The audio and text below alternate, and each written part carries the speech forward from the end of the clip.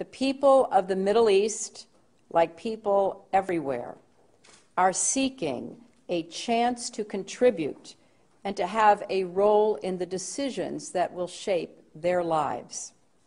Leaders need to respond to these aspirations and to help build that better future for all.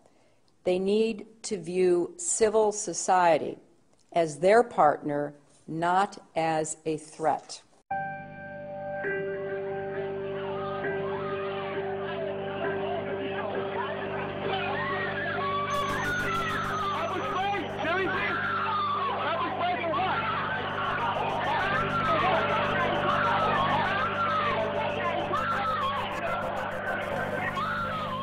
I want to take this opportunity to update the American people about the situation in Libya.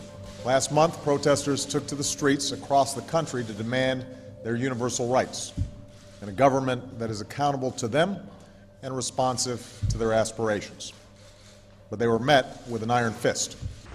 Freedom of assembly, freedom of expression, and freedom of the press. Come here. You want to get arrested or no? Are pillars of an open and inclusive society. There is a clear responsibility by the Egyptian government to hold accountable those responsible for these attacks.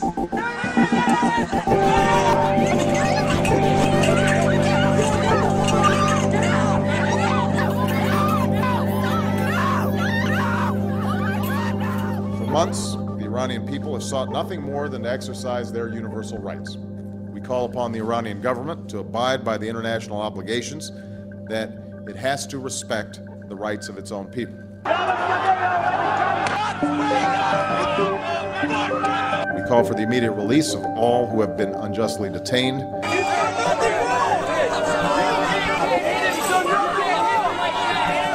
And I'm confident that history will be on the side of those who seek justice.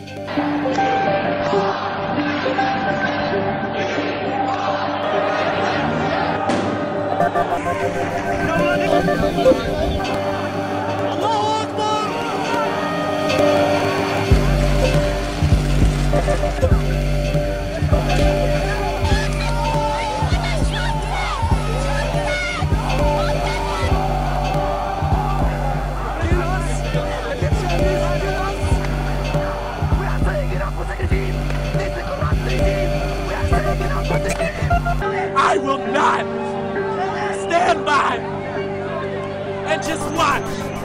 I will not do it. So take me to jail right now, because I will not. After all that my parents gave me, I can do one thing for them and tell them that I would rather die than be quiet and watch everything that they worked for go away. When all of God's children, black men and white men, Jews and Gentiles, Protestants and Catholics, will be able to join hands and sing in the words of the old Negro spiritual. I'm not moving. I'm not moving. And I'm not moving. I'm a law student at George Washington University, and I'm not moving. I will go to jail tonight because it's not right. We are against violence, and we would call to account the Iranian government that is once again using its security forces and resorting to violence to prevent the free expression of ideas from their own people.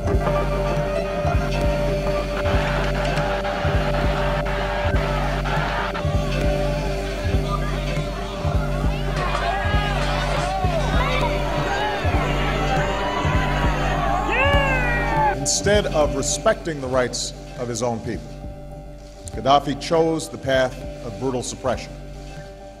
Innocent civilians were imprisoned.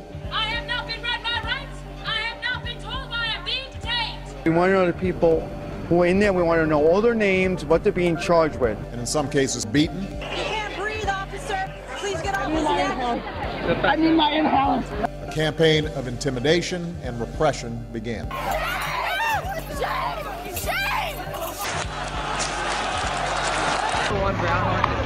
It is the responsibility of the government of Libya to respect the universal rights of their own people, including their right to free expression and assembly.